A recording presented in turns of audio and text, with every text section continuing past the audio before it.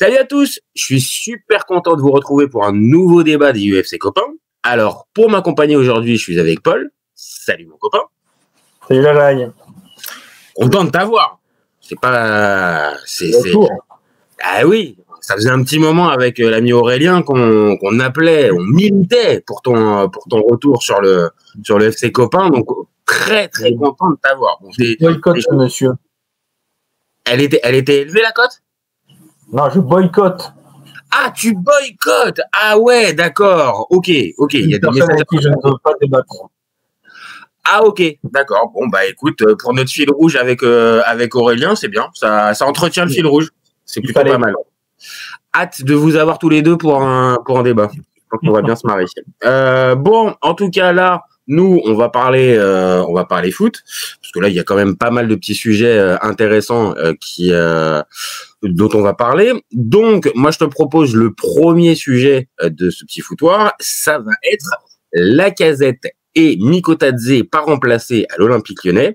Et on pose la question, est-ce que l'OL fait le bon choix en ne recrutant pas d'avant-centre? Spontanément, qu'est-ce que t'en penses, toi, mon copain? Alors, j'étais plus sur ce qu'ils ont fait le bon choix, c'est ce qu'ils ont eu le choix. Ils ont eu le choix c'est pas mal. C'est pas mal comme variation, c'est pas mal. Mais ouais, parce que on connaît la situation dans laquelle était l'OL après le départ de l'ami Textor. Donc vendre absolument. Voilà, c'était on revient au fameux Fofana Mikotadze. Ça s'est fait sur le numéro 9 et ouais, derrière t'es pris de court parce que Mikotadze il signe le dernier jour du mercato officiellement. Ouais. Même si tu sais 2 ou 3 jours avant, enfin donc t'es quand même dans l'urgence. Quoi qu'il arrive, tu prends un peu Satriano de on ne sait où. Voilà, tu es allé chercher celui-là à l'arrache du côté de Pierre Sage et donc au final, ouais, tu limites la casse avec ce choix d'avoir qu'un seul vrai neuf. Avec Satriano, t'en perds 2 de qualité plutôt haute. Un qui était prévu avec Lacazette, libre, et un qui était pas prévu, et tu en récupères un en prêt qui était numéro 3 à Lens, je pense, Satriano. Ouais. Satriano, en plus, si je me trompe pas, il était blessé en plus. Il a pas joué d'un match pour blessure. Et je sais pas s'il y a, après, des trucs, il y a pas eu un mariage ou un bébé qui est arrivé. Enfin, je crois qu'il y a un truc comme ça.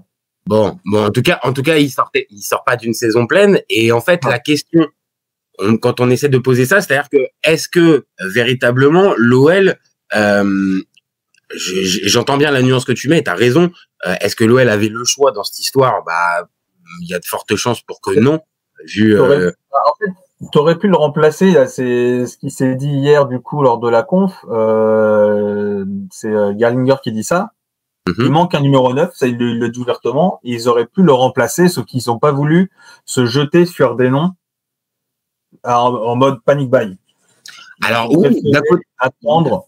Alors lui il dit attendre soit on va dire un joker dans les semaines qui arrivent, s'il y a un nom plutôt clinquant qui vient, qui se lance dans les bureaux, ou à janvier. En fait, l'ajustement janvier. Moi, on va dire là, vu la configuration, si on part en plus, comme tu viens de dire, sur l'envie de pas faire un panic buy et donc de pas acheter un gars plus cher. Ok, je comprends bien. Là, on est en hors période des transferts, donc ça sera forcément un joueur libre. Mais est-ce que ça sera un joueur qui sera adapté, on va dire, pour pouvoir arriver tout de suite dans la rotation? Un joueur libre ou un joueur Ligue 1. Tu sais, t'as le droit, comme Verretou, là, il achète un joker en Ligue 1. Mais bon, après, qui aujourd'hui tu vas aller chercher en Ligue 1 en cours de saison? Qui va lâcher on va dire un attaquant titulaire en Ligue 1? Tu trouveras personne. Bah, sauf cas d'un attaquant qui est en souffrance et qui véritablement a perdu sa place et c'est grillé pour lui. Autant dire, c'est quand même ça sera pas niveau Aubameyang, tu vois. Ah bah non, et en plus c'est ce que tu disais tout à l'heure, c'est-à-dire que est-ce que l'OL n'achète pas parce que on va dire n'a pas les moyens, ou est-ce que n'achète pas parce que réellement il n'y a pas de vraie plus-value? Parce que c'est plutôt ça, moi que je vois. J'ai l'impression que quitte on va dire à le remplacer, autant le remplacer avec des joueurs cohérents. Et si on n'a pas ces joueurs cohérents, eh ben on fera avec l'effectif. Et c'est ça. C'est ce qui s'est dit hier apparemment, où ils avaient proposé un nom à Fonseca, un neuf à Fonseca, et lui a préféré décliner ce profil. Après, tu vois, là, je partage des stats. Là, factuellement, dans l'effectif, en attaquant, je parle pas en avançante, mais en attaquant, il te reste Nuama, Fofana, Satriano, on vient de le dire, Afonso Moreira, voilà, Enzo Molebe, voilà, et Alejandro Gomez Rodriguez. Ça te fait quand même peu de joueurs, on va dire, sur lesquels te baser dessus. Alors après, tu peux avoir le ligament croisé. Et tu peux avoir le Soulch aussi, peut-être, qui peuvent jouer à des postes similaires. Mais il y a quand même un manque. Et dans la rotation, comme là, on arrive dans la période de Coupe d'Europe, moi, j'ai peur que ça fasse un petit peu juste. Mais dis-moi toi, en fait. C'est sûr que tu compares avec les autres lignes offensives des clubs, on va dire, rivaux en Ligue 1. Ça fait un petit peu tâche. Honnêtement, t'enlèves Fofana, c'est très léger. Ah oui. Oui. Noama, tu sais pas dans quel état tu vas récupérer après son ligament. Et le reste, c'est du jeune, du très jeune. Et on l'a vu, même contre l'OM. On l'a vu contre l'OM. Alors évidemment, l'OL fait un super match et mérite largement sa victoire. Mais on a bien vu qu'il manquait un 9. Parce que moi, je te dis spontanément, quand j'ai vu le match, si t'as Miko Tadze qui est là sur ce match-là, mais le match est plié dès la 20e ou 30e parce que t'as des vraies occasions. C'est pour ça que, ok, peut-être que si t'as pas réellement de quoi acheter vraiment, de quoi faire une plus-value, tu gardes ton argent, et vu comment c'est compliqué à l'OL en ce moment, je comprends, mais de l'autre, j'ai quand même peur qu'à un endroit, tu sois rattrapé par le fait de pas avoir de neuf de métier, et pas de neuf de métier quand t'es un minimum ambitieux, ça me paraît compliqué. Tu seras forcément rattrapé dans la première partie de saison. En fait, à voir après janvier selon ce que tu fais, mais d'aujourd'hui à janvier, tu auras forcément des matchs où on va se dire ça. Parce que là, Satriano explose. Ce serait surprenant que Satriano finisse à 20 buts en Ligue 1. J'ai du mal à y croire. Mais en fait, tu peux penser à une belle surprise pour Satriano, mais maintenant, vu de l'état dans lequel il arrive, la saison compliquée qui vient de passer, il arrive dans un nouveau club. Ça paraît compliqué que ça matche. Ça peut matcher, hein, mais peut-être un peu plus sur la. Comme c'est ton seul vrai neuf, logiquement, il va enchaîner les matchs. Sauf si Fonseca préfère tenter un Tolisso en faux neuf, on part ça comme il a fait dernièrement, mais il va enchaîner les matchs. Après, s'il enchaîne les matchs, il peut mettre ses 10 buts.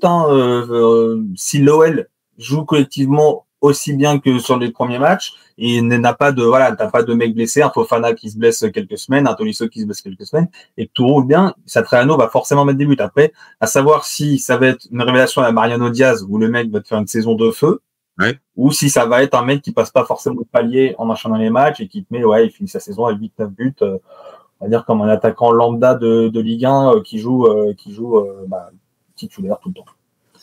Après, de toute façon, avec cette Coupe d'Europe, tu vas être obligé de sacrifier. Alors après, en tout cas sur ce poste-là, de sacrifier des matchs. Et en fait, tu repars un peu à l'époque Rémi Garde où tu avais ces problèmes d'argent à cause du stade du stade qui était la construction. Donc, c'est là où t'as la révélation avec tes petits jeunes qui ont commencé à enchaîner, les Tolisso, les Fekir qui prennent du temps de jeu là-dessus, le Gueïda Fofana. Voilà, donc peut-être c'est peut-être l'occasion de voir un Enzo Molebe, tu vois, beaucoup plus donc déjà sur le terrain, mais en plus avec du temps de jeu. Peut-être l'occasion de voir le petit Rodriguez aussi. C'est peut-être un mal pour un bien aussi. On n'en a pas parlé aussi, mais il y a un Guézal qui arrive. Alors, ok, évidemment, ce sera peut-être plus dans la partie milieu de terrain, peut-être. Mais on va dire, ça fait un joueur offensif de plus qui vient. Alors après, quid de l'état dans lequel il est, ça j'avoue, je sais pas. Mais ça te fait encore on va dire, une solution supplémentaire. Et oui, tu peux peut-être, moi je pense, vraiment, tu peux peut-être tirer jusqu'à janvier. Maintenant, comme tu l'as dit, je suis assez d'accord. Il risque d'y avoir des matchs que tu vas sacrifier parce que justement, t'as pas ce neuf. Maintenant, il faut être clair. Je pense que les objectifs cette saison de l'OL, c'est de terminer dans le top 4. Et vu, on va dire, le début de saison qui peut y avoir, la dynamique qui peut y avoir, et même sans ce poste de numéro 9 couvert, j'ai envie de te dire que si tu tiens jusqu'à janvier dans le peloton de tête et que justement tu prends un attaquant en janvier, on va dire un vrai numéro 9, je dis pas forcément un killer des surfaces, mais un vrai numéro 9, tu peux largement, on va dire, rehausser tes objectifs et avoir vraiment l'ambition de terminer dans le top 4. Sans 9, pour moi, j'avoue, ça me paraît compliqué d'arriver à faire une saison qui tient les objectifs en Ligue Europa et finir dans le top 4. Ça me paraît compliqué quand même. Tu peux pas faire il y a moins que Satriano explose, mais il y a encore, tu peux pas jouer les 2 tableaux avec un seul 9. C'est obligatoire. Après, pour faire plaisir à Aurélien, on peut aller lui prendre Kinayoko en janvier pour 500 000.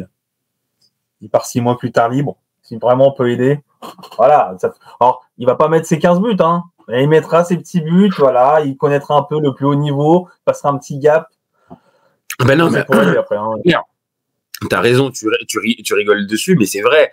Si Sinayoko vient à rejoindre l'OL cet hiver, oui, on pourra parler de progression sportive pour lui. Et pour l'OL, on vient de le dire, ça permettra d'avoir un 9, on va dire un minimum de métier qui te permet, on le disait tout à l'heure, tu vois, les situations que Fofana peut, les situations que Fofana peut créer, les décalages et on va dire le jeu collectif qu'on a pu voir. Ouais, pour moi, si tu le sublimes avec un 9, ouais, tu peux réellement là regarder tous les autres concurrents pour le top 4 quasiment dans les yeux parce qu'il y a un fond de jeu. Après, il faudra voir si le fond de jeu reste. Mais au-delà de pas acheter un 9 en janvier, parce que financièrement, on sait pas, voilà, l'OL, j'ai l'impression que c'est semaine après semaine pour le plan financier. Il y aura forcément des petits coups à faire en prêt, mais c'est des trucs tout cons. Mais là, tu vas chercher un Dalinga à Bologne, sachant que tu as Castro et Immobilier devant lui. Si Immobilier se répète pas, tu as un Pio Esposito à l'Inter. Pareil, si ça tourne bien l'Inter, il n'aura pas de temps de jeu. Tu as des petits coups à faire comme ça, mais c'est encore assez loin pour prévoir ces choses-là. Oui, non, ça, et puis tu l'as très bien dit tout à l'heure. Pour l'instant, à l'OL, en termes de recrutement au mercato, on fait un peu au jour le jour, voire peut-être semaine par semaine. Mais là, vraiment, tu peux pas partir réellement sur des objectifs de joueurs à aller suivre. Maintenant, dernier point, pour terminer notre débat aussi, attention, l'OL, si là, on reste un peu sur cette vague, t'es aussi un peu plus attractif pour attirer aussi un joueur, à la différence de tu vas être trop bloqué niveau salaire parce qu'ils ont ils ont un peu l'épée de Damoclès là-dessus de pas dépasser. Ouais.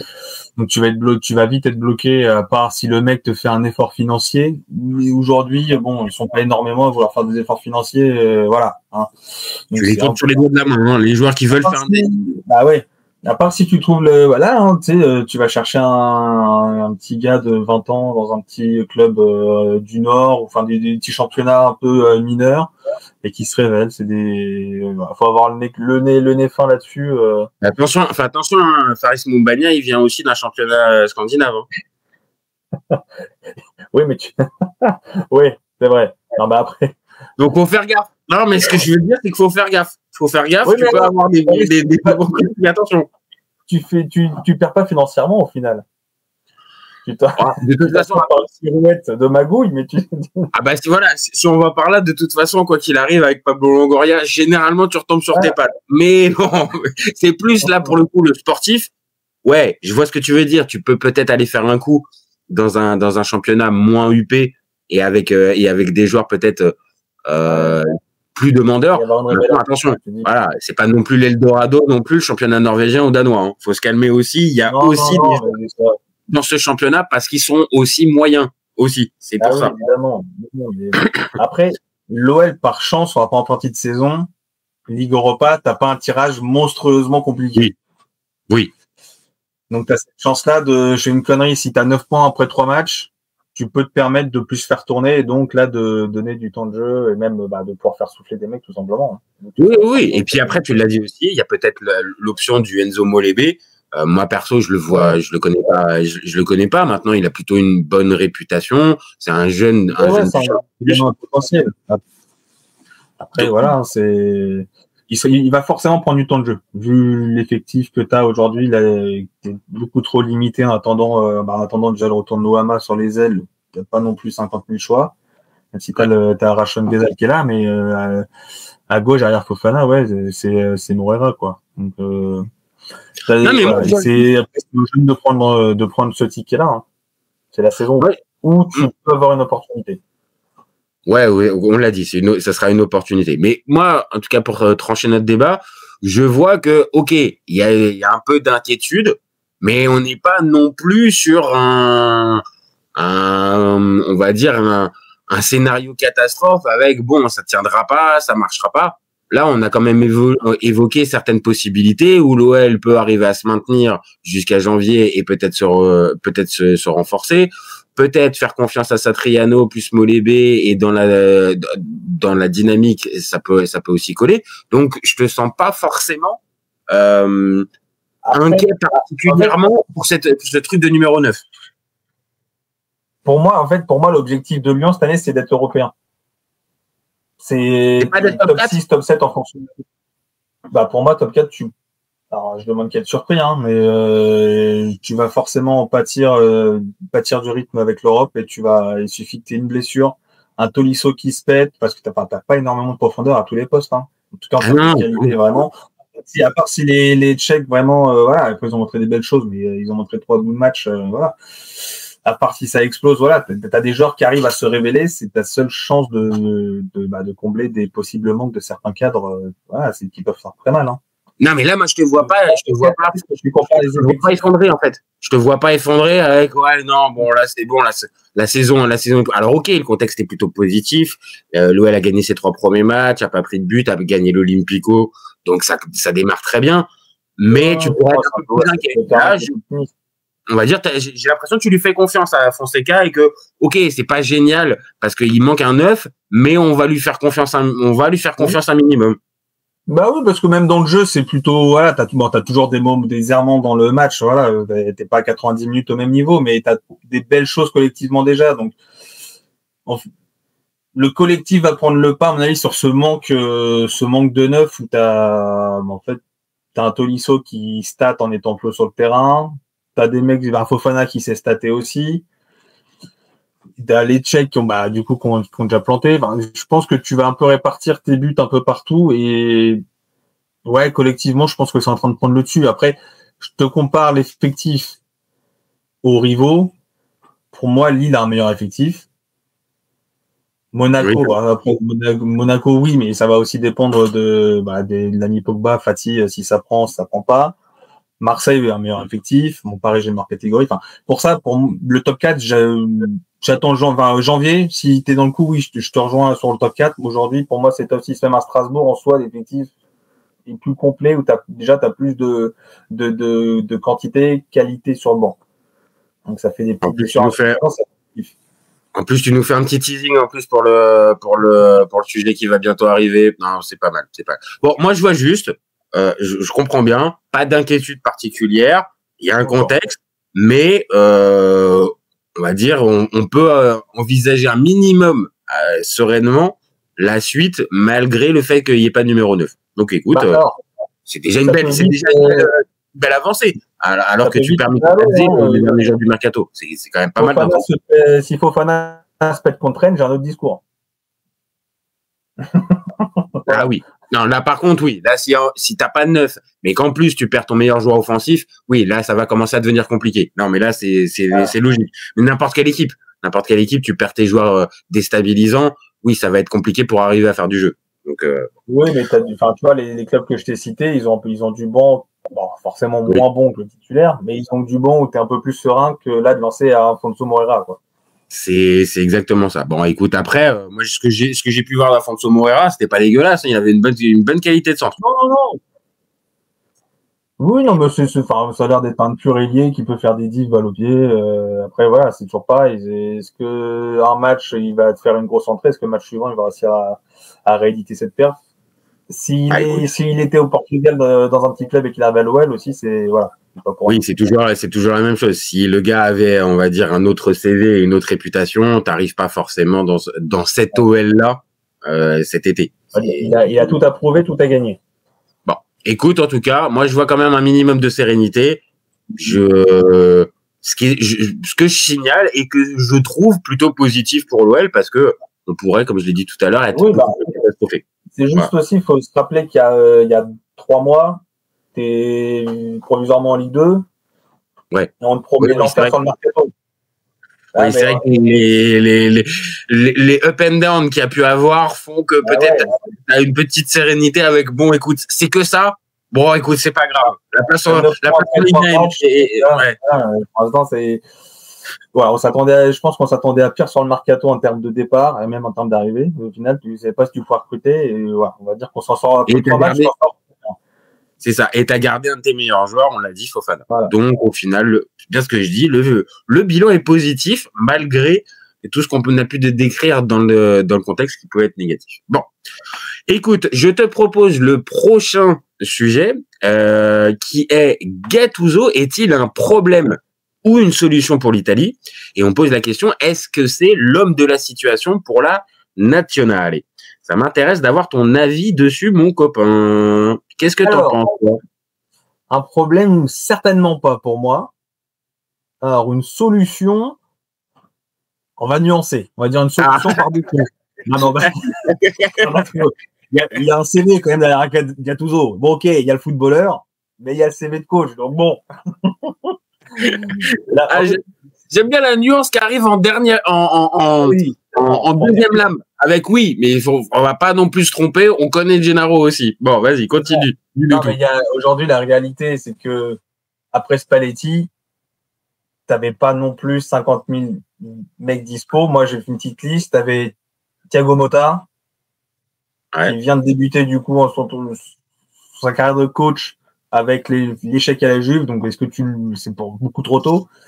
Palladino qui était sexy aussi, mais pour moi, on en a déjà parlé. Pour moi, c'était trop tôt aussi d'aller en série. Enfin, je pense que lui. Oui, ça pouvait être tôt. Ça pouvait être tôt. Je suis assez d'accord. Et là, on a une petite brochette. Un trio Cannavaro, Giampaolo, Camoranesi. Voilà. Donc, il y en a un que tu oublies. Il y en a un que tu oublies. Tu vas me dire Nesta? Non. Mais pour moi, un Daniele De Rossi, moi, j'avoue que j'aurais été le chercher. Oui, tu vois, je l'ai même pas mis dans ma liste. Mais oui. Bah, tu vois, pour moi, je te mets Gattuso, De Rossi au même niveau. Et je te mets les autres en dessous. En termes de choix, quand t'es la Fédé qui doit chercher son coach. Moi, je vais te dire, je vais même aller plus loin. Je mettrais même De Rossi au-dessus. Pourquoi? Parce que De Rossi, ce qu'on a pu voir, ok, c'est peut-être pas Pep Guardiola. Maintenant, ce qu'on a pu voir de sa Rome était assez intéressant. Bon, il s'est fait gicler au bout de 4 matchs la saison suivante. Et la différence, c'est qu'en fait, Gattuso, moi, je sais un peu ce que ça donne. Alors oui, je l'ai pas vu à la tête de la nationale. Donc là, c'est pour ça, ok, peut-être que l'espèce de côté motivation, transcender les gars, ok, peut-être que ça peut marcher. Mais si on va sur ce terrain-là, pour moi, un De Rossi pouvait faire exactement la même chose. Oui, aussi. Oui, c'est au niveau caractère, en tout cas. Alors, Gattuso il fait un peu plus peur, on va dire visuellement, mais oui, en termes de caractère, dans le vestiaire, je pense que De Rossi, s'il doit lever la voix, ça ferme sa gueule et ça écoute. C'est ça. Donc, en fait, moi, ce pourquoi je pose la question sur Gattuso, est-ce que c'est un problème ou une solution, c'est que, ok, là, avec les noms que tu m'as dit, ouais, j'avoue, il y avait trop de risques, soit des gars pas assez expérimentés, soit des gars peut-être qui étaient casse-gueule. La situation dans laquelle il arrive, c'est que tu es dos au mur. Tu peux pas te permettre un Thiago Motta où tu as zéro garantie aujourd'hui. Oui, non. Thiago Motta, c'est trop risqué. Et tu l'as dit, son échec à la Juve fait que c'est pas il est blacklisté, mais pour l'instant, tout de suite, passer d'un échec à la Juve à prendre la nationale en souffrance, je suis pas sûr que même pour lui, ça soit un cadeau. Pour ça, là, t'as un pompier, tu as besoin d'un pompier, et pour le coup, Gattuso, De Rossi, c'est des pompiers aujourd'hui. Bah oui, bon, alors, ok. Donc maintenant, moi j'ai placé mon De Rossi. Maintenant, parlons un petit peu plus de Gattuso. Je vais partager les stats. On va être clair, Gattuso, c'est quand même un entraîneur, je l'ai dit tout à l'heure, et pour moi, c'est un entraîneur moyen. Donc moi, je vais pas dans la catégorie c'est une escroquerie, c'est un coach qui est nul. Non, je pense pas qu'il est nul, parce que voilà, là, je partage les stats. On est à 379 matchs en tant que coach, 169 victoires, 102 nuls et 108 défaites, 1,61 points par match.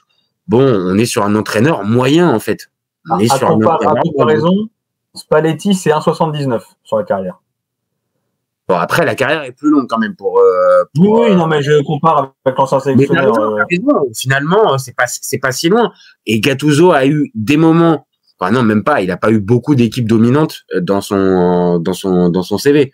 Donc bon, ça peut peut-être se coller. Maintenant, on va pas comparer, on va dire l'aspect tactique d'un Spalletti avec ce que peut nous mettre un Gattuso. Maintenant, faut être clair, le fameux tactique de Spalletti, on l'a quasiment pas vu, hormis un match ou deux à la tête de la nationale, on l'a pas vu en fait.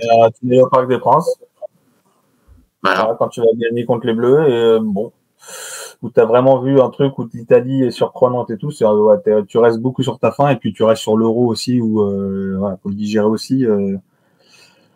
Le jeu que tu prônes à l'Euro et la façon dont tu sors, oui, après il a fait son mea culpa, hein, et oui, clairement Spalletti il a pas marqué des gros points alors on arrivait avec un mec qui venait de taper le Scudetto avec le Napoli, qui était le dieu de Naples. Il a un peu niqué sa crédibilité, en tout cas pour un nationalais, oui, il a pris du plomb dans l'aile. Après, là, même humainement, je te coupe juste 2 secondes, même humainement, j'ai trouvé que il répondait pas aux attentes, Spalletti. C'est-à-dire que l'Euro... Il a mis du temps je pense, à vraiment endosser ce costume de sélectionneur. À se rendre compte que c'était différent. Alors que pour moi, je suis d'accord, il a mis du temps, on va dire, à intégrer à prendre la mesure du poste, mais pour moi, c'était au moins un des trucs sur lequel tu pouvais compter directement dessus, vu l'expérience, vu ça. Ok, il a jamais fait sélectionneur, mais là, c'était pour lui un peu une espèce de couronnement. Tu vois, c'est la carrière, tu viens de gagner le dépôt comme tu l'as gagné, tu prends la tête de la sélection. Bon, il y avait beaucoup d'attentes. Alors, ok, au niveau du jeu, on a été déçus. Je te dis, moi, humainement, j'ai été déçu. Et si justement, c'est un Gattuso là qui finit par prendre la place, c'est que, j'insiste dessus, humainement, il y a eu un souci. Et je pense que ce groupe-là, il a un problème mentalement, en fait. Donc, est-ce que Gattuso, ça peut être, là, pour le coup, la solution mentale à cette équipe qui semble paralysée et qui, à certains moments, balbutie son foot? Sur ce plan, moi, je pense que oui. Parce que, on va pas refaire le CV du gars encore en tant que joueur, mais je pense que mentalement, on est sur du mec plutôt haut. Ah oui. Dans son staff, il a des mecs aussi, il a du Bonucci, il y a du vécu. Bonucci, Buffon, Barzagli, je crois aussi dans le staff. Donc il a des mecs qui parlent tu parles dans le vestiaire, franchement, t'es Bastoni, t'es Calafiori, bon, tu t'assois, t'écoutes un peu, quoi. Oui, mais après, alors, je vois ce que tu veux dire. Et d'un côté, je partage même à 200% ce que tu dis. C'est-à-dire, il y avait besoin d'un mec qui incarnait plus le poste et peut-être qui faisait sortir 200% de ces joueurs-là. Maintenant, c'est aussi la question, on le dit très souvent, et je me rappelle, on avait fait un débat, pas avec toi, mais avec un autre copain à Posesino sur la chaîne, où on parlait de Gattuso et sa manière, en fait, de réagir sur le banc, tout ça. À certains moments, en fait, ça les inhibe, les joueurs, en fait. Et le fameux côté, allez, on met les cojones sur la table et on se bouge le cul et on se met des gifles ensemble, ça va un temps, en fait. Et c'est là, et pourtant, Dieu sait que j'adore Gennaro Gattuso, mais pour moi, c'est sa limite, en fait. C'est que il y a ce problème-là qu'on vient de dire au niveau de la gestion des émotions. Et là, tu me parles de gars, moi, je préciserai pas le numéro 19, mais Buffon qui est là ou Barzagli, est-ce que c'est des gars qui réellement peuvent le monter vers le haut sur l'aspect tactique? C'est des gars qui, pour moi, pour l'instant, ils en sont qu'au début de leur parcours de coach, dirigeant, d'accompagnant, tu vois. Bon, je pense qu'ils sont sur leur rôle, c'est accompagnement et montrer en gros t'as un staff soudé et qui a de l'expérience. Enfin, c'est comme Laurent Blanc qui est avec Bogossian dans le staff. Ok, je vois. T'as un truc comme ça. Et en fait, il faut aussi se dire qu'il arrive avec une mission qui est quasi impossible. C'est ça aussi. C'est vrai, t'as raison de le préciser. Ouais, je l'ai pas dit, mais t'as raison de le préciser. C'est que Gattuso, peut-être que dans un an, c'est fini. Enfin, il est vraiment dans son rôle de pompier. C'est pas où tu te dis, tu vois, De Rossi, pour moi, un peu comme il fait à la Roma, tu vois, il arrive en cours de saison en intérim, on va dire, en pompier, et oui, bon, il embraye, bon, finalement, ça s'est pas fait, hein, il a sauté très vite, mais t'es dans l'idée de le mec qui a prouvé sur les je sais même pas, les 6-7 premiers matchs que, c'était cohérent ce qu'il faisait avec la Roma, boum, prolongé, on t'installe. Et pour moi, De Rossi, tu peux faire ça plus tard avec la Nazionale. Là, dans une mission qui est, je pourrais pas te dire à combien de pourcents je mets la mission qui est d'aller au mondial aujourd'hui. Enfin, en tout cas, quand il arrive, donc avec le retard sur Israël. Je sais pas, mais en tout cas, on n'est pas sur du plus de 50% de chances d'aller au mondial. Donc lui, pour moi, c'est un pur pompier. Et donc, c'est pour ça que je pense que tu mets les Coronets avant la tactique sur cette année qui arrive de match de qualif. Donc toi, tu le vois réellement comme, bon, après, ça s'entendait, hein, mais tu le vois vraiment comme un one shot. Et derrière ça, ok, tu feras peut-être la qualification pour le mondial. Si ça tourne bien, ok, on te laissera le mondial, mais derrière ça, on va pas construire avec toi. On est d'accord. Si tu veux, alors, pour le coup, ça, je sais pas. C'est que pour moi, si l'Italie va pas au mondial, je pense que tu repars sur un nouveau cycle. Ah oui, non, bah là, il y a aucune, même lui, qui reste. Mais si tu vas au mondial, en soi, Gattuso, si tu vas au mondial, il peut arriver le CV sur la table de la Fédé et dire bon les gars, on fait quoi? J'avais une mission avec 20% de réussite, je vous ai amené les mecs au mondial. Bah maintenant, c'est avec moi. Bah, en fait, c'est pour ça justement que je te posais la question. C'est pour ça justement que je te posais la question de savoir si c'était pas un problème. C'est qu'en fait, peut-être, comme tu viens de le décrire, s'il réussit sa mission, bah derrière, t'es coincé. Parce que, attends, il y a même un truc, c'est que l'opinion publique, à partir du moment où Gattuso arrive, reprend l'équipe où elle est, la qualifie pour le mondial, mais attends, mais là, je te le dis, c'est vendu tout de suite.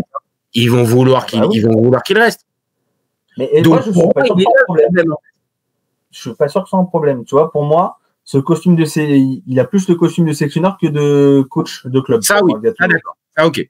Ça, je suis d'accord. Donc, je suis pas sûr. Ça, c'est pas le mec qui va travailler il a pas besoin de travailler tous les jours avec un groupe parce que tactiquement, il est un peu plus limité que Spalletti. Je pense qu'on peut le dire. Voilà. Oh, j'aime bien. Tu manies très, très bien l'euphémisme. Alors là, franchement, là, je dois dire, elle est pas mal. Je veux pas trop mouiller parce qu'on sait jamais. Peut-être qu'il peut. Il est encore jeune en termes de coach. Il se couvre. Il se couvre, le coquin. Non, mais attends. En tout cas, aujourd'hui, voilà. Donc, moi, je pense qu'il est plus fait pour ce rôle de sélectionneur. Après, il n'arrive pas dans les meilleures conditions. Et en tout cas, il a rien à perdre. C'est un peu dur parce que ça fera un 3e mondial sans l'Italie. Mais est-ce que ce serait lui le fautif?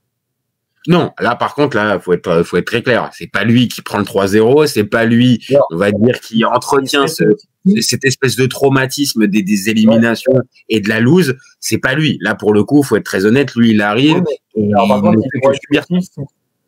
Si tu paumes en demi de barrage contre la Macédoine, là, oui, peut-être que tu peux lui mettre un tir. Bah oui. Ah, mais de toute façon, je pense que c'était le cas pour comment il s'appelle pour Spalletti, mais parce que Spalletti a pas pour Mancini pardon, mais Mancini avait pour lui le fait d'avoir gagné l'Euro. Donc il y a un endroit où tu as une espèce de tolérance. Maintenant sortir par la Macédoine du Nord, même avec l'Euro qui avait été remporté chez moi, je parle bien chez moi, ça reste pas, ça ne reste pas.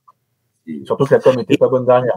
Ben, c'est ça. Donc après, maintenant, voilà, on va finir de trancher ce débat. Pour toi, tu penches plus vers la solution que vers le problème et le côté homme de la situation, ça te va. Maintenant, t'es lucide sur les performances et le niveau du coach. Tu t'attends pas à grand chose, mais tu lui fais plutôt confiance sur la mission qui lui est donnée, si j'ai bien compris. En fait, même je m'attends pas à grand chose et encore. Enfin, le match contre l'Arménie, il est abouti. Alors oui, t'es contre une faible nation, mais t'as quand même des choses très positives. Et là où tu retrouves un peu alors je suis pas sûr qu'il soit expliqué en conf, peut-être ce coach qui se cherche et qui a un peu peur, c'est que le match qui compte, parce qu'Arménie il comptait, mais bon, on va dire que c'est pas surprenant de s'imposer contre l'Arménie. L'Estonie. Le match qui compte, l'Estonie, putain, j'ai mis, excusez-moi, oui. Pas arménien, vous laissez pas. Oui, pardon, je me gourre avec le Portugal. Non, mais le match où il était attendu plus, c'était l'Israël. Ouais. Et là, alors, au moment où tu te dis, il y a peut-être un truc à faire, il repart sur un 3-5-2 à la Spalletti en prenant 0 risque et tu vois la bouillie que ça a été. Donc maintenant, j'attends aussi ça, c'est que lui, en fait, mette vraiment sa patte Et n'a pas cette tête de mettre fin à ce 3-5-2 qui a fonctionné très peu, un petit peu, pas assez, et donc doit repartir sur un autre schéma. Et ça, après, aussi, pour le coup, tu es aussi tributaire des performances de joueurs. Oui, tu es tributaire de ça. Maintenant, je pense que pour terminer dans ce sens-là aussi, je pense que là, la sélection doit se fixer sur un schéma, qu'après, tu en travailles un deuxième parce que peut-être, cours de match, est-ce que tu veux, ok, mais il faut arrêter la défense à 4, la défense à 3, à 3 jours d'intervalle pour un groupe comme ça, qui est en manque de repères, qui est en manque de confiance ensemble. Je pense que le fait de passer d'un schéma à l'autre, d'un match à l'autre, ça va pas aider on va dire, à leur donner confiance et surtout retrouver un fond de jeu. Donc, comme il veut, soit le 3-5-2, soit le 4-3-3, comme tu veux, Gennaro, mais par contre, tu te fixes et t'arrêtes de passer d'un schéma à l'autre. Parce que je te dis, cette équipe-là, on est tous d'accord, il y a de la qualité, elle a les moyens pour se qualifier pour le mondial, mais on en est arrivé à se poser cette question-là parce qu'en fait, il y a tellement plus de confiance. Et les joueurs, quand ils portent ce fameux maillot, t'as l'impression qu'en fait, il y a un poids énorme qui leur repose dessus, que si en plus t'as le coach qui les met pas bien tactiquement, ouais, bon, on va pas se mentir, les gars, il faut sortir en fait. Pour finir, petite blague, mais c'est quand même fou à quoi ça tient. Une sélection et un coach. C'est qu'à 10 jours près, t'as Allegri qui est dispo. Et il y aurait beaucoup d'heureux. Bonjour. C'est à Milan 10 jours avant. Ouais, mais alors par contre, hein, Dieu sait encore une fois que je l'adore, mais si c'était pour récupérer Gennaro sur le banc du Milan, je suis pas sûr non plus que c'était là. Forcément, c'était pas donnant-donnant, tu l'as déjà eu, Gennaro. Mais bon. Non, mais je suis d'accord. Il aurait pu avoir cette option-là. Bon, après, ça aurait fait des contents du côté du Milan, mais il y en a certains qui sont déçus, hein, parce que Allegri reste encore un peu en gourou pour certains gars. Tu cherches un coach. T'as De Rossi, Gattuso, Allegri, je suis sûr que ça part sur Allegri, mais tous les jours. Ah non, mais dans les journaux, mais la Gazzetta, je peux te garantir que matin, midi et soir, il milite pour un retour d'Allegri, pour un passage d'Allegri. Non, mais ça, c'est sûr. Ça, il n'y a aucun problème. Bon, écoute, on va essayer d'être optimiste pour Gattuso. Jusqu'au match contre la Norvège. Ouais. Bon, vu le dernier match de la Norvège, il y a de quoi quand même être un tout petit peu inquiet pour la sélection italienne. Avec un peu, si Gattuso il est la baraka, t'as Haaland qui se blesse avec City. Oui. Avec l'enchaînement des matchs, tu vois. Oui, d'accord. Ødegaard qui prend une gastro, puis on peut en avoir 2 ou 3 pareils qui peuvent avoir aussi ça. Ouais. Mais là, dans ces cas-là, les joueurs déjà c'est déjà bien. Déjà, si c'est Haaland, c'est bien. Déjà. Haaland en moins, oui, je pense que là, ça serait déjà une grosse bonne nouvelle.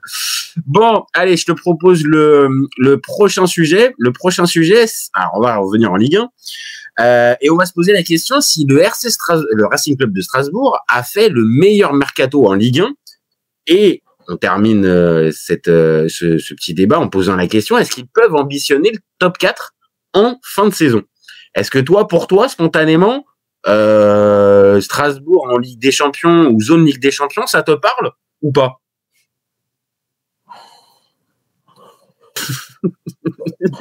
Non, top 4, je vais sur le nom. Alors, top 6, oui. Ou top 7, européen. Qu'est-ce qui te fait dire plutôt top 6, top 7 que top 4? C'est quoi, spontanément, là, qui te ferait pencher la balance pour ça? Alors, 2 choses. La Coupe d'Europe cette année. Du coup, t'as un rythme à prendre. Ouais.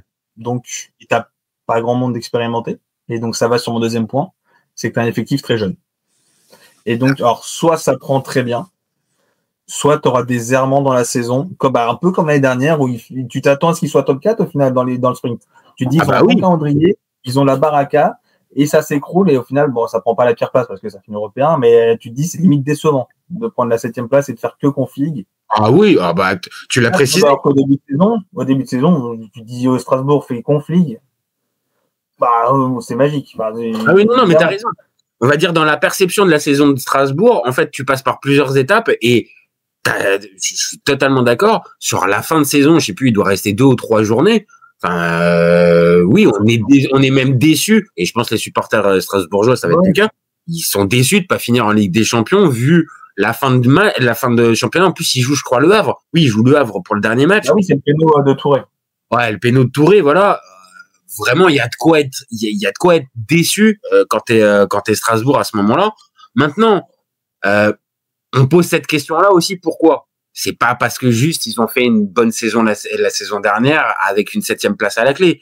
On va être très clair. Ce pourquoi on pose cette question-là, c'est parce que en fait, j'allais dire Chelsea, mais Strasbourg a été un acteur majeur du mercato en Ligue 1. Si ça n'a pas été l'acteur majeur. C'est le club qui a le plus acheté en France en termes de devant le PSG. Ouais, c'est ça, c'est 118 millions, tu mettais sur le graphe, et le PSG, ils sont à 15 millions de moins.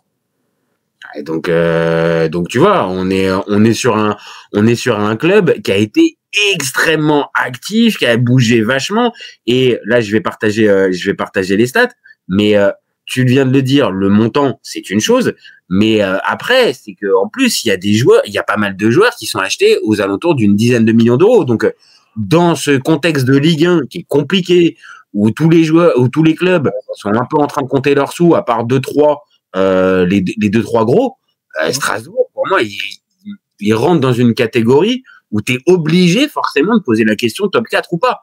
Maintenant, après, c'est aussi ça la question, c'est est-ce que toi, on va dire ce recrutement-là, ça te marque et ça te... Enfin, je pense que là, j'ai pas fait la liste, mais tu fais, à mon avis, des stats sur les clubs de Ligue 1 qui ont dépensé plus de 100 millions sur un mercato dernièrement. T'as Monaco, l'OM doit faire une saison à plus de 100 millions, à mon avis. Lyon doit, à mon avis, le passer au moins une fois ou pas loin.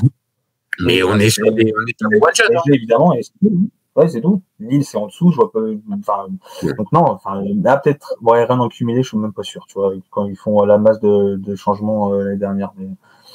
Et après, Rennes, on va vouloir rentrer dans le truc. N'est en plus, il y a un côté où forcément, c'est pas que c'est un peu différent, mais t'as Pinot aussi qui est là, donc on n'est pas sur les mêmes, on va dire, on n'est pas sur les mêmes objectifs. Le club peut arriver à certains moments à lâcher des gros chèques, machin. Là, on est vraiment, je leur partage 118 millions d'achats pour le mercato de Strasbourg. 118 millions. Ah, c'est assez fou. C'est assez fou. Et c'est là où ça va rejoindre la question de savoir si c'est le club qui fait le meilleur mercato. En fait, pour moi, c'est un peu compliqué parce que tu fais quand même beaucoup de paris. Oui. Parce que t'as que des jeunes. Et donc, au final, alors oui, t'as des joueurs qui étaient là l'an dernier, que tu as un Barco, que t'as acheté. T'as qui d'autre? T'as le défenseur de Nottingham, là. Omobamidele. Voilà, très bien. Et donc tu as des joueurs qui connaissent le coach, la tactique et les fils de groupe. Donc ça va aider, mais tu as des paris quand même. Le Panicelli devant, tu as beaucoup de paris.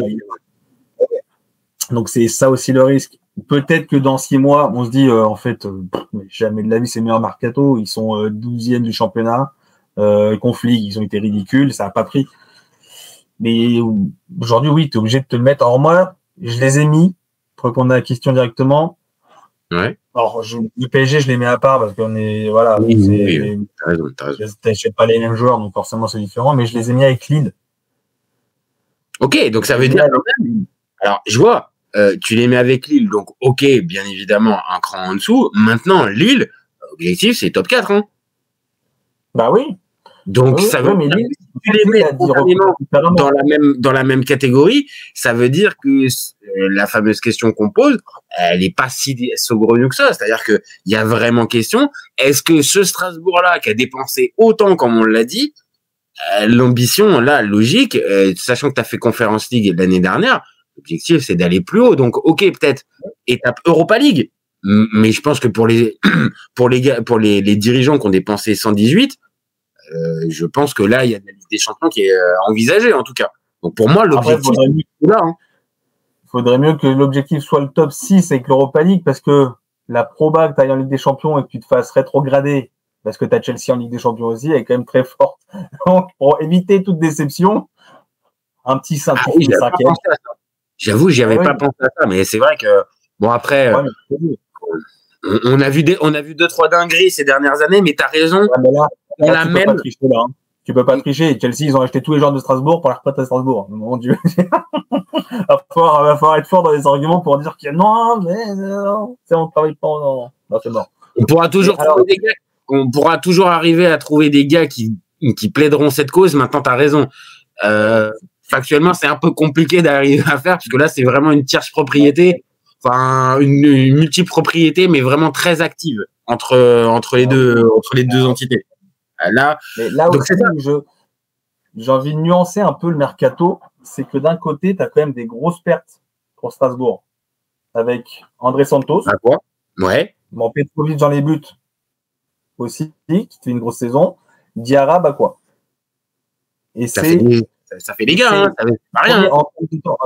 En termes de temps de jeu, c'est ton premier temps de jeu. Enfin, le joueur qui a le plus joué en minutes, c'est André Santos. Petrovic 3e, Bakwa 6e, Diarra 8e. Ah ouais. Eh ouais, c'est pas rien. Hein, et donc, tu as ça aussi où tu perds. Bah, t'avais des mecs qui étaient attendus, évidemment. Hein, Petrovic et André Santos, de toute façon, c'était des prêts. Donc, oui. Surpris par le départ. Et juste, c'était qui les avait prêtés? Qui les avait prêtés, André Santos et Petrovic? Oui, ceux qui ont prêté Mamadou Sarr et qui vont recruter Emega. Ah oui, t'as raison. Précise-le quand même, on vient d'apprendre aujourd'hui. Oh, grande nouvelle. Alors là, vraiment, je suis tombé de ma chaise, moi, quand j'ai entendu ça. Emmanuel Emega qui se rapproché de Chelsea. Oh là là. Oh, eh bien. C'est une chance pour Strasbourg. Il se dire qu'ils l'auront peut-être encore l'année prochaine. Ah bah oui, présenté comme ça, t'as raison. T'as raison. Mais aussi, ça va peut-être aussi être un frein pour le développement de Strasbourg. C'est-à-dire que là, on le voit bien, tu dépenses autant, c'est pour globalement que ton club soit plus compétitif. Mais si on arrive à la fameuse question que la Ligue des Champions, bah, normalement, tu vas pas pouvoir la disputer parce que justement, t'as ton autre entité de l'autre qui la joue. Je vois pas l'intérêt d'aller développer ce club, en fait. Enfin, désolé, un supporter strasbourgeois, ça n'a rien à voir avec vous, mais c'est quoi le projet, en fait? Tu veux développer un club, mais dès qu'il va arriver dans la plus prestigieuse des compétitions, tu vas être obligé de le mettre en stand-by. J'avoue que j'ai un peu de mal à comprendre cette logique-là. Mais bon. Alors après, d'un côté, si Strasbourg fait Europa League, je pense qu'ils seront ravis, les supporters. Hein. Parce que tu mais même quand même un match. Je pense que tu as raison de préciser ça. Ils sont déjà là ravis. Se qualifier pour la Conference League. Et en plus, vu l'effectif qu'ils peuvent avoir, ils peuvent faire un parcours plus ou moins joli. Je dis pas la gagner, mais un parcours peut-être qu'ils peuvent mener jusqu'en quart ou demi. Et ça serait déjà énorme pour Strasbourg. Ah oui, clairement. Donc toi, le top 4, le top 4, qu'on soit clair, faut se positionner. Top 4, j'ai compris, c'est trop ambitieux pour Strasbourg. Tu les vois aux portes du top 4? Pour moi, c'est top 6. Je les mets, en termes d'objectifs, je les mets avec Lyon. Européen. Ok. Bah, moi, je vais te dire, si tu prends juste comme ça les clubs, sauf catastrophe, il y a un club qui est capable de faire, tu as 3 places qui sont prises. Paris, Monaco et le divertissement permanent, l'Olympique de Marseille. Dans un monde normal, les 3 places sont acquises dans une saison où tout se passe bien dans un vestiaire. Jamais dire dans un monde normal quand tu places l'Olympique de Marseille dans la phrase. C'est pas, c'est un peu antinomique. Il y a un truc qui déconne. On va dire que logiquement, sauf catastrophe industrielle à côté, il te reste une place. Et t'as Lille, pour moi, qui a fait un gros mercato. T'as Rennes qui va être intéressant. Oui. T'as Strasbourg. Et dans une moindre mesure, pour moi, t'as Lyon, c'est selon la tournure des événements sur le terrain et de ton effectif. Donc tu les vois plus, on va dire, dans cette partie-là, dans cette partie de deuxième partie d'Européen, deuxième chapeau d'Européen, et après à voir si ça. Oui, tout ça. Mais t'as raison aussi, il y a le. Si l'effectif prend, parce que voilà, t'as quand même des joueurs de qualité, tu peux évidemment largement faire 4e. Hein. Ah, alors après, le truc c'est le CV des joueurs en fait. C'est le CV des joueurs pour moi en fait qui pose question là-dedans. Maintenant, il y a pas mal de joueurs. Je vais être très honnête, comme dans plein de débats, je les connais pas. je les connais pas, donc je vais pas aller faire mon expert avec. Oui, ça a été un bon recrutement ou pas, mais des gars qui arrivent de Zulte Waregem, qui viennent de la réserve de Chelsea ou qui viennent de l'équipe B de Borussia Dortmund, je sais pas ce que ça vaut. Maintenant, sur le papier, ça peut être séduisant. Rossenior est là déjà depuis un an et on voit bien quand même que ce qu'il a pu faire, c'est quand même assez intéressant et il a pu faire déjà progresser des joueurs. Donc oui, ça peut aller dans ce sens-là. Ça peut aller dans ce sens-là. Maintenant, on l'a dit, il y a beaucoup de turnover et peut-être un peu trop quand même. Bah, même beaucoup de jeunes. Enfin, tu vois la stat où c'est le premier effectif hors d'Europe sûr du monde, je sais plus, qui joue qu'avec des joueurs nés après 2000. Ah, je l'avais pas. C'était l'équipe type, hein, ou l'équipe quasi type. Donc ça demande. Qu'est-ce que fout Ben Chilwell par ici? Qu'est-ce qu'il fout là? Ah bah il vient niquer les stats. Ah ouais, il vient une moyenne d'âge de 23 ans. T'as raison. La moyenne d'âge, il te la flingue complètement juste en arrivant. Non, mais peut-être qu'à l'arrivée, ce type de recrutement un peu clinquant, encore une fois, on parle de Strasbourg, donc Ben Chilwell, ça reste mine de rien un nom pour Strasbourg. Ça peut peut-être aussi encadrer un peu toute cette jeunesse, tout ça. Maintenant, bon, je sais pas dans quel état il est, Ben Chilwell aussi. Ça, on va vite le voir. Mais en tout cas, ce qui est sûr, c'est que Strasbourg, ils peuvent jouer 2 compètes la saison. Normalement, tu as l'effectif pour jouer les 2 tableaux. Et vu que la Conference League, c'est une compétition européenne qui est taillée pour des équipes qui peuvent être un peu plus modestes, ouais, ça peut coller. Ça peut coller. Oui, qu'est-ce que c'est bien, ça fera un doublé. Chelsea qui la gagne l'an dernier, Strasbourg qui la gagne cette année. Voilà. Ils en ont pas un troisième. Dans la galaxie Bouco parce que à une époque ils avaient pas aux Pays-Bas genre Vitesse. Non, je cherche. Ou Kakuta il est prêté à un moment. Vraiment il y a des trucs comme ça. Ok. Ça nous laisse une piste. Mais c'est vrai, présenté comme ça, peut-être que Strasbourg peut arriver à faire le gros parcours en Europa League, en Conference League, et aller concurrencer le frérot. Aller peut-être concurrencer le frérot Bouco. Mais bon. En tout cas, je vois juste, pareil pour ce débat, t'es pas si inquiet que ça t'as envisagé une demi-seconde peut-être la saison boulet. Mais là, on a parlé depuis tout à l'heure d'objectifs plutôt élevés, un parcours en Coupe d'Europe. Et pour toi, bon, c'est peut-être pas le meilleur mercato, mais on va être d'accord, c'est un des meilleurs mercatos de cette Ligue 1 2025-2026. En tout cas, oui, là, sur le papier, oui. Bah, je vais attendre parce que, en fait, comme on disait, c'est que tu as eu des grosses pertes, tu as quand même perdu des cadres. Et en fait, de voir si tes mecs qui viennent d'arriver vont réussir à prendre le relais. Et aussi, là, ça, c'est un peu une réponse de Normand. Je vais attendre de voir au fur et à mesure de la saison et puis je te donnerai mon avis, en fait, mon copain. Ouais, pourquoi pas? Comme Lyon, on va en janvier, comme pour Lyon. Non, mais toi aussi, pour le meilleur mercato, il faut attendre octobre-novembre parce que Monaco, ils peuvent rentrer dans la danse. Ok. Si j'aime bien. C'est pas pareil. Mais bon, là, voilà, on va attendre. Là, pour le coup, aujourd'hui, tu peux pas les mettre dedans. Mais oui.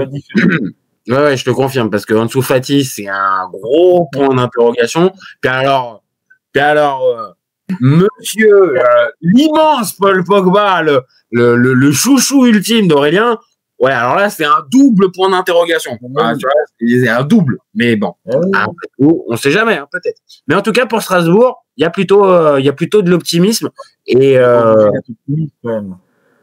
okay. Même si le projet, même si on critique évidemment le projet en termes de crédibilité, voilà, c'est fou de dériler le marché comme ça avec Chelsea, mais le projet strasbourgeois sur le papier, il est chatoyant quand même. T'es un coach qui joue au foot, donc tu vois, t'as beaucoup de positifs, très peu de négatifs. Alors, je suis d'accord. Et je pense que c'est ça qu'il faut garder pour Strasbourg. Peut-être que voilà, ses ambitions, ses objectifs, c'est peut-être un peu trop, mais quand on voit on va dire la qualité, on va dire des objectifs, le niveau des objectifs pour Strasbourg maintenant, et qu'on se rappelle de l'époque Thierry Laurey, et je parle même pas de l'époque qui était en Ligue 2 et tout ça, ne serait-ce que juste l'époque Thierry Laurey, ouais, il y a quand même un upgrade qui a été fait. Donc rien que pour ça, bravo Marc Keller, Ok, on peut Lugo, mais quand même, il y a eu un upgrade, quand même, véritablement. Je te dis que Thierry Laurey avec André Santos, il fait pas pareil. Bah, en fait, je sais, c'est qu'en fait, André Santos avec Thierry Laurey, en fait, il est en défense centrale. Voilà. Et en défense centrale. Donc, c'est pour ça. Je pense que j'aurais compris. Thierry Laurey, on l'embrasse, hein, mais c'est une légende. Bon, allez, je te propose le prochain sujet. Le prochain sujet, c'est est-ce que l'Atalanta va décliner cette saison? Et on pose la question, est-ce que les Nerazzurri peuvent eux aussi finir dans le top 4? Alors, top 4, non. Moi, non. Mais non. Déjà, c'est niet, c'est pas possible.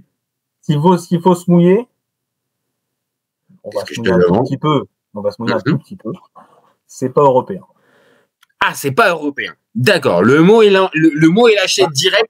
Ça finit hors Coupe d'Europe pour l'Atalanta. Donc, c'est hors top 7. C'est comme, oui, l'Italie, c'est ça, c'est top 7, je pense. C'est 7 premiers qui sont européens. Ouais, c'est ça. C'est ça. Et pourquoi? Alors, spontanément, pourquoi? Pour un monsieur. On va en parler beaucoup, je pense, de ce monsieur. Un monsieur avec des lunettes? Un monsieur avec des lunettes? Alors, indice, il revient d'une expérience en Angleterre où il a joué 16 matchs, il a fait 13 défaites. Il a pris 0,44 points par match. C'est monsieur Juric. Et c'est triste. C'est triste. Mais attends, avant de dire que c'est triste, je te pose juste une question avant d'aller plus loin dans notre débat. Quand t'entends Juric qui prend la place de Gasperini, qu'est-ce que tu te dis spontanément? C'est une bonne idée parce qu'il y a de la continuité, ou un peu ce que tu sembles de dire, on prend un mec qui sort d'une saison épouvantable l'année dernière pour aller prendre la suite d'une success story, ça déconne. T'es plutôt quoi? La continuité ou ça déconne?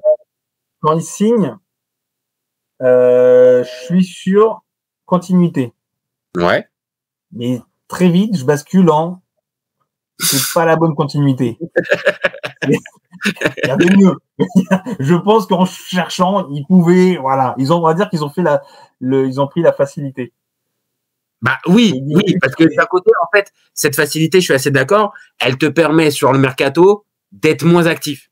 C'est-à-dire que tu vas peut-être moins avoir à renouveler tout l'effectif comme si c'était un nouveau coach qui arrive avec des nouveaux préceptes et tout ça. Là, tu prends le gars qui se colle parfaitement dans le puzzle dessiné par Gasperini, puisque c'est un apôtre de Gasperini.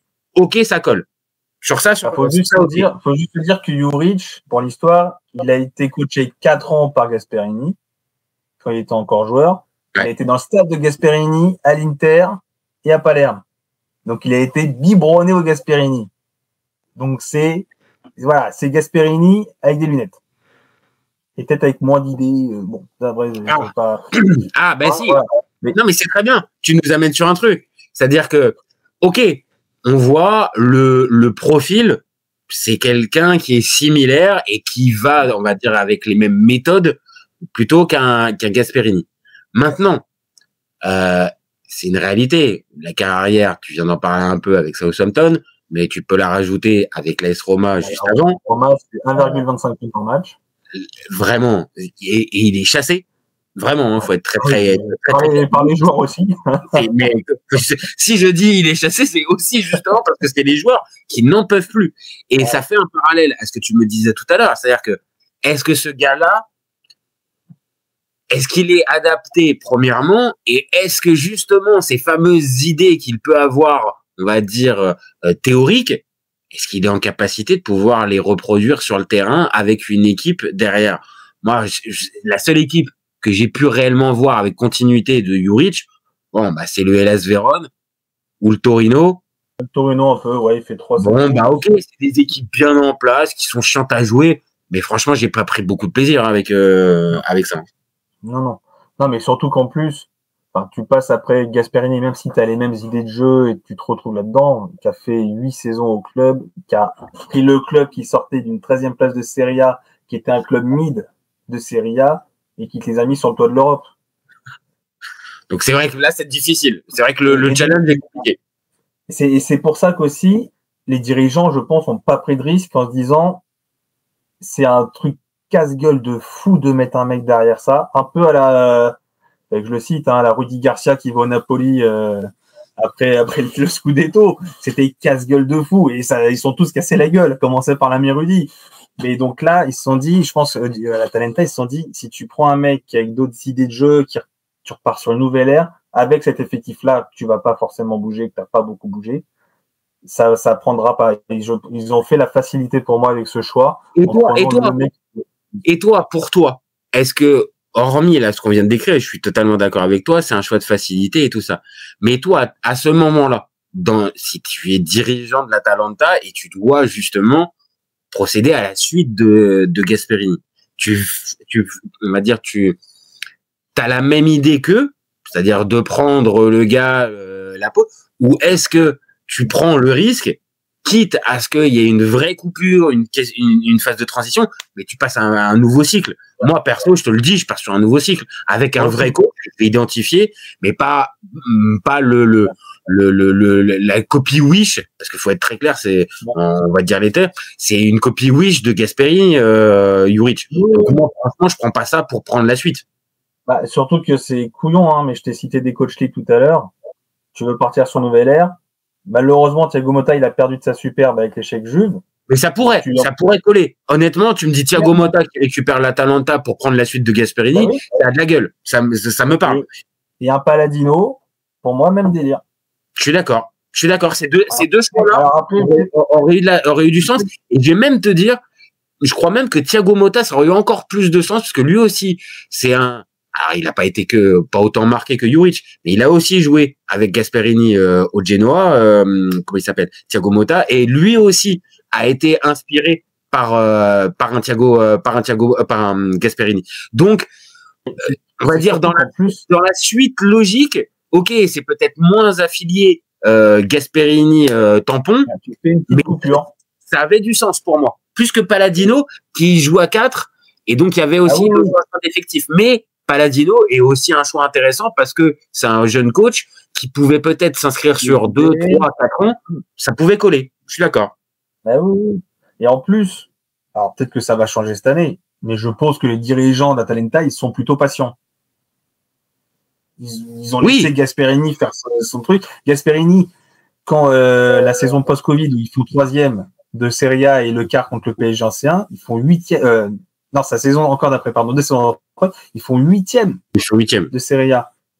Européen, il a pas sauté. Enfin, tu vois, alors tu te dis, c'est quand même un échec. Ça faisait 3 saisons qu'il faisait 3e. Ligue des Champions, du coup, donc finance en plus. Tac, le parcours en Champions League. Ils font 8e. Et non, tu te dis, bah, on y va. On continue avec lui. Tu prends position contre des joueurs, parce qu'il y a eu des clashs. Oui, c'est ça. Tu regardes. Donc, pour moi, en fait, t'as des dirigeants patients. Et donc, c'était l'occasion de profiter d'avoir des coachs jeunes avec des idées. Donc, Thiago Motta, Paladino, t'en as peut-être d'autres, Dorossi. Oui, mais honnêtement, ces deux choix-là que tu as donnés, franchement, pour moi, ça a du sens. Thiago Motta ou Paladino. Après, libre à toi de choisir ce que tu veux. Mais il y a un message qui est envoyé aux supporters. C'est-à-dire, OK, on a eu un cycle victorieux avec Gasperini qui sera peut-être, on va dire, un truc hors du temps. Mais derrière, on continue, on va dire, d'avoir une certaine ambition. Là, pour moi, c'est un choix qui n'est pas ambitieux. Et quand en plus... Je pense que alors, je me trompe, mais les tifosi font peut-être plus la gueule en apprenant que c'est Juric qu'un Paladino, Thiago Motta, Dorossi. Je pense, hein. Parce qu'eux aussi, ils voient les matchs. Eux aussi, ils voient les matchs. Eux aussi, ils voient les réputations. Ils ont vu la Roma, l'échec de la Roma. Et même si la première ligue n'est pas forcément suivie de fou par les supporters de l'Atalanta. T'as vu le bilan que tu nous as décrit. T'as vu le bilan que tu nous as décrit. On est tous au courant un minimum du parcours du gars. Donc, ouais, c'est compliqué. Et en plus, là, pour le coup, t'as déjà eu 2 journées. Alors moi, j'ai pas regardé le 1-1 contre la première journée, c'est contre Pise. Oui, je l'ai pas vu en direct, j'ai vu juste le résumé contre Pise où tu as des grosses occasions pour gagner, même dans les stats, tu es au-dessus de Pise, en gros, tu dois gagner mais c'est un match sans. Et le deuxième match, je me suis fait contre Parme, le 1 avec coup de René. Ah ouais. une purge. Ils sont pas bons et tout. Enfin, là, tu as joué non, pas deux promus, un promu et un parm. Ouais, on va dire 2 équipes concernées par le maintien et éviter la relégation. Donc, dans un monde normal, tu fais 6 points. Ah oui. Là, tu as 2 points. Et le calendrier qui arrive, alors tu as Lecce. Bon, voilà, tu continues doucement.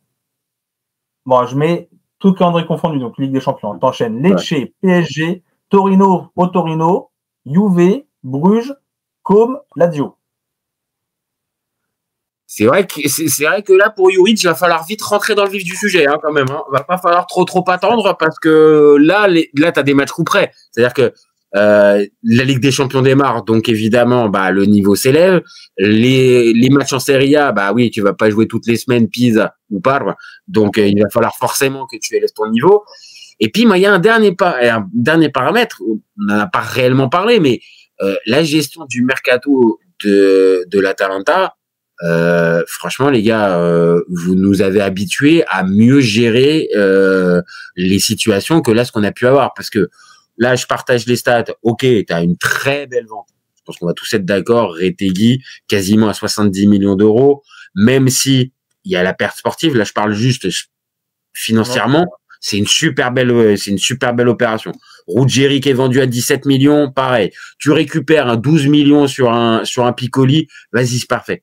Mais alors, par contre, derrière, pour, on va dire, renouveler la machine, Kristovic, bon, on a beau m'expliquer que c'est un bon petit gars. Moi, franchement, tu perds la mentalité.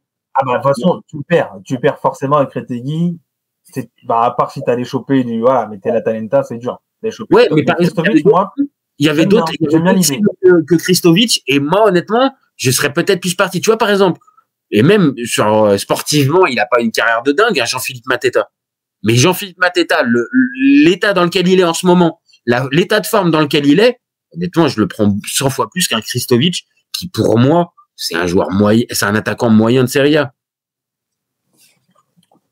Ouais, je te trouve un peu dur avec lui. Après, en 25 millions, je trouve ça un peu cher pour lui. Beaucoup. Ah ouais. Et après, parce que comme tu venais d'avoir une grosse rentrée d'argent, je pense que tu as.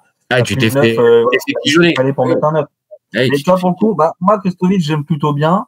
Zalewski, j'aime beaucoup. Ça, ok. Ça c'est un joueur qui est jamais titulaire, qui va logiquement être titulaire à Talenta, mais pour moi, qui a toujours jamais été exceptionnel, jamais été très mauvais. C'est un mec, en plus, qui commence à avoir de l'expérience maintenant en Serie A, qui enchaîne les clubs. Donc, moi, pour remplacer Ruggeri, tu vois, j'aime plutôt bien. Et, alors là, il n'est pas dans ton tableau, évidemment, mais t'as Scamacca. Oui, mais alors de quel Scamacca on parle? Est-ce que c'est celui flamboyant qui termine quasiment dans les meilleurs buteurs, ou est-ce que c'est celui qu'on voit depuis malheureusement quelques semaines, quelques mois, qui revient, rechute? Ouais. Tu vois ce que je veux dire? Et puis, on n'a même pas parlé 2 secondes. Il y a eu un problème quand même pour moi majeur pour l'Atalanta cet été, mais Ademola Lookman. Mais comment ça se fait que soit il n'est pas vendu, auquel cas tu prends ta belle somme et tu réinvestis derrière? Non, là au final, on est avec un bras de fer et avec un joueur que tu es en train de perdre en fait, gentiment que tu es en train de perdre. Oui. Et en plus c'est un truc con, mais je crois pas en Juric pour le. Ah non. Alors, il va sûrement. Alors, je sais pas, le mercato n'est pas forcément fini encore en Turquie, Arabie Saoudite, mais je pense qu'il va rester. Il va rejouer forcément. T'es obligé. Oui. Et donc, il va te faire du bien, c'est évident. C'est juste que oui, alors état d'esprit, est-ce que tu as forcément perdu un peu du bonhomme? C'est mal géré en fait. Parce que là, comme on vient de le dire, c'est quasiment ton top player, ton meilleur joueur de l'effectif. Je dis, soit tu actes que tu le vends, et auquel cas, l'Inter proposait 40, voire même avait augmenté un peu son offre. Franchement, 40 pour Lookman, vu la situation de contrat, ça collait parfaitement. Tu refuses, pas de problème. Mais alors, dans ces cas-là, tu t'es quand même bien assuré que Lookman, tu vas pas le perdre mentalement, parce que là, ça a été ça le résultat. Ça part au bras de fer. Et là, je te dis, tu te retrouves avec un Lookman qui est même pas là sur les 2 premières journées. Donc, en plus, déjà, tu as des incertitudes, mais factuellement, ton meilleur joueur, putain, il est en stand-by. Alors, d'un côté, alors moi, oui, le cas est évidemment très mal géré. Mais d'un autre côté, les dirigeants te montrent aussi qu'ils veulent rester compétitifs, je pense, en le gardant. Parce que tu viens de perdre Retegui, alors c'était pas prévu. Ouais. L'offre est arrivée comme ça, sans que ce soit, voilà, un peu inespéré. Tu perds dans le même mercato Retegui, Lookman. Ça fait beaucoup, je suis d'accord. Quand même voilà, tu prends une bonne claque derrière la tête. Donc je pense qu'ils ont peut-être forcé en gros, disant, je sais plus ce qu'ils demandaient, mais je me dis 55 millions et pas moins. Pour dire, bah écoute, si ils sont ici, mettez 55 millions, nous on est gagnant, on a 55 millions, tu vas aller chercher 2 joueurs pour remplacer. S'ils mettent pas 55 millions, tu restes, on va dire, compétitif. Et après, bah, le problème, c'est que le joueur, il n'a pas forcément le même message. Clairement.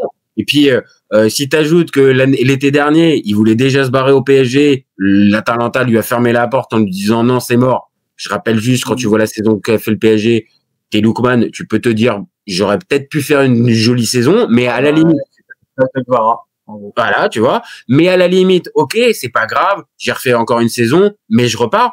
On rappelle en plus les rapports compliqués avec Gasperini, qui à certains moments le pourrit complètement en conf de presse, avec t'as loupé ton péno. L'idée de rater un penalty aussi, c'est fou, ça, ouais. un penalty. Donc au final, tout ça fait que, pour moi, tu le laisses partir pour le chèque de 50 millions. Et même, là, c'est un autre débat parallèle, mais l'Inter, j'ai même pas compris pourquoi ils ont pas réellement été dessus. Parce qu'au final, tu te retrouves avec pas une vraie alternative à Lautaro Thuram. On aura beau me dire que Ange Boni, là, c'est peut-être un choix d'avenir. Ok, mais c'est pas une garantie comme un Lookman que tu pourrais faire signer maintenant. Moi, vraiment, dans cette histoire, je pense que personne n'y a gagné. Vraiment, personne n'y a gagné. Que ça, moi, je comprends pas l'Inter forcément, mais je comprends pas qu'un autre club soit pas venu sur Lookman. La première ligue, ils ont lâché des 70 millions, des 85 millions sur des mecs. Ballon d'or africain, triplé finale d'Europa League. En Serie A, il a staté. Le mec, c'est un feu follet. Et t'as personne qui est venu. Et en plus, connaît la première ligue, il a fait toute sa formation là-bas, il est anglais d'origine aussi, il est anglo-nigérian, donc il y avait tout qui collait. Ah, je suis d'accord, j'ai pas compris qu'un club de première ligue. Newcastle, ils sont, tu sors 85 millions sur un tel, oui, ça, je sais plus, 65 millions, 60 millions. Alors, et puis ils ont mis sur qui, Newcastle? Un attaquant allemand, un peu plus cher. Voilà. Non, mais il faut 55 millions sur Lookman, je pense que la Atalanta, ils disent oui. Et tu payes moins cher qu'un Wissa. Alors, j'ai rien contre Wissa, mais pour moi, aujourd'hui, Lookman, il est au-dessus de Wissa. Tu payes moins cher et tu as un joueur qui a beaucoup plus prouvé au haut niveau qu'un Wissa qui a prouvé qu'en première ligue. Et je pense que même Yohan Wissa, tu lui poses la question, je pense qu'il te dira sans problème, écoute, Lookman, vraiment, c'est quand même un petit niveau au-dessus de moi. Ouais. Mais tu l'as dit, Wissa, il a progressé, c'est un bon joueur. Mais quand tu vois cette équipe-là et le prix d'un Lookman, parce qu'en plus, Lookman n'est pas si vieux, hein. On parle pas d'un gars qui a 30 ans, hein. Tu vois, on parle d'un gars qui est encore dans la force de l'âge. On prend que l'exemple de Newcastle, hein, mais il y a d'autres clubs en première ligne. Oui, non, mais t'as. Donc là, c'est aberrant. C'est complètement dingue et ça prouve que, pareil, cette gestion de mercato, je sais pas comment on peut la qualifier, mais en tout cas, pour moi, c'est pas maîtrisé, vraiment, de la part de. D'un autre côté, ils ont aussi, dans leur mercato, t'as une sorte de. Bah, en fait, ça va avec ce qu'on disait tout à l'heure, c'est que t'es dans la continuité. C'est que tu chamboules pas ton effectif, c'est qu'ils ont tous les mecs qui étaient en prêt, ils sont là. Ça marche, Prescianini, et là, bon, t'as pris Moussa à Milan en plus. C'est juste qu'à un moment, enfin, pour reprendre le sujet de départ, c'est que aller trop, enfin, en fait, t'as un projet qui a duré 8 ans et tu veux prolonger ton projet encore. Enfin, les projets aussi longs, je sais pas si ça existe en Europe, hein. 8 saisons déjà, le projet est 8 saisons. Il y a forcément un an où ça va péter et voilà. Pour revenir et là, pour moi. Et pour terminer, c'est-à-dire que j'entends encore une fois le côté continuité, pas de problème. Mais si au final le coach que tu as choisi, il te pète dans les mains parce qu'il n'arrive pas à tenir le groupe dans 2 mois, bah tu vas faire quoi? Tu vas finir avec cet effet bancal quoi? Il peut y avoir un changement. Si Juric saute, là. La prochaine trêve, c'est après Com, je crois. Ouais, après l'enchaînement que tu nous as dit, Com, ouais. Allez, on se dit qu'ils prennent 3 points Lecce, 1 point Torino. et 0 points le reste. Donc, ils prennent 4 points, ils ont 6 points en championnat quand les autres en auront 15. Comment ça va urgence? Tu le sautes, tu vas sur Thiago Motta. Moi, je change je change d'idée. Après, Thiago Motta, ça peut se faire la gueule. Mais tu peux encore te sauver. Mais faut que ça, en fait, pour te sauver, faut que ça fasse une remarque, faut que ça se pète la gueule. Ouais, donc, ouais. C'est très vite.